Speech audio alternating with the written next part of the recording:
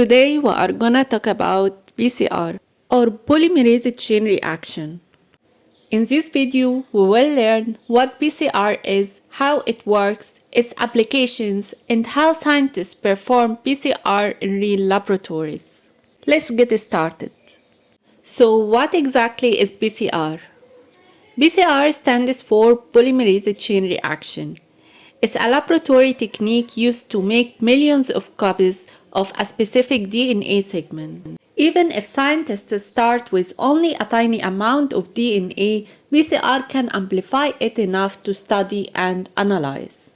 PCR has many important applications in science and medicine. It's used in medical diagnostics to detect infections and genetic diseases.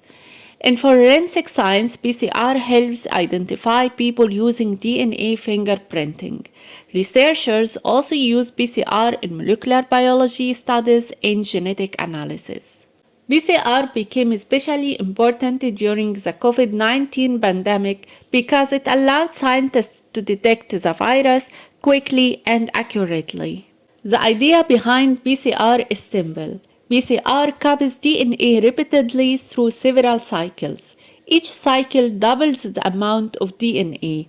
After around 30 cycles, scientists can obtain millions or even billions of DNA copies from a single sample. To perform PCR, several important components are needed. First, we need template DNA, which contains the target sequence. Next are primers. These are short DNA sequences that guide the copying process. We also need nucleotides, which are the building blocks of DNA. Another important component is DNA polymerase, usually tagged polymerase, an enzyme that builds new DNA strains. Finally, a buffer solution maintains the correct chemical conditions. PCR works through a repeating cycle with three main steps: denaturation, annealing, and extension. These steps are repeated about 25 to 35 times inside a machine called a thermocycler. The first step is denaturation. The reaction is heated to around 95 degrees Celsius. This high temperature separates the double-strand DNA into two single strands. The second step is annealing. The temperature is lowered to approximately 50 to 65 degrees Celsius. At this stage, primers bind to their complementary DNA sequences.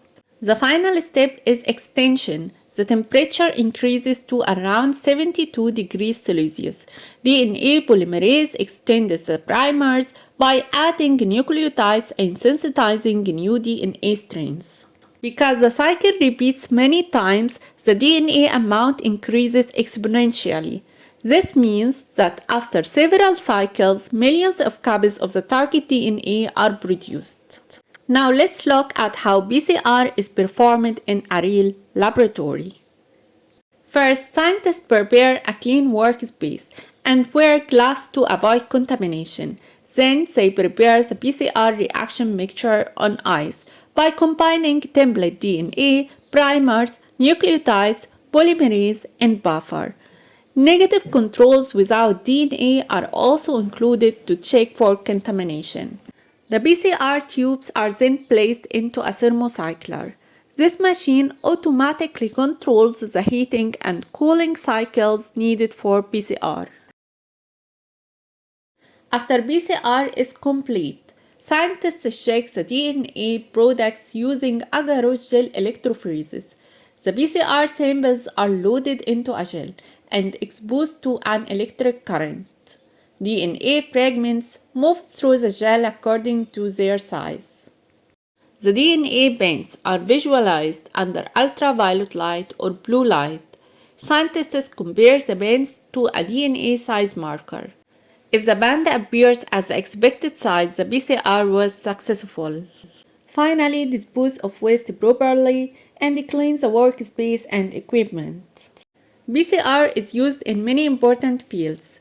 It helps detect infectious diseases and genetic disorders. It's used in forensic investigations for DNA fingerprinting. Scientists also use PCR in research, biotechnology, and evolutionary studies. To summarize, PCR is one of the most powerful tools in modern biology. It allows scientists to amplify DNA quickly, accurately, and efficiently. PCR has transformed medicine, forensic science, research, and many other scientific fields.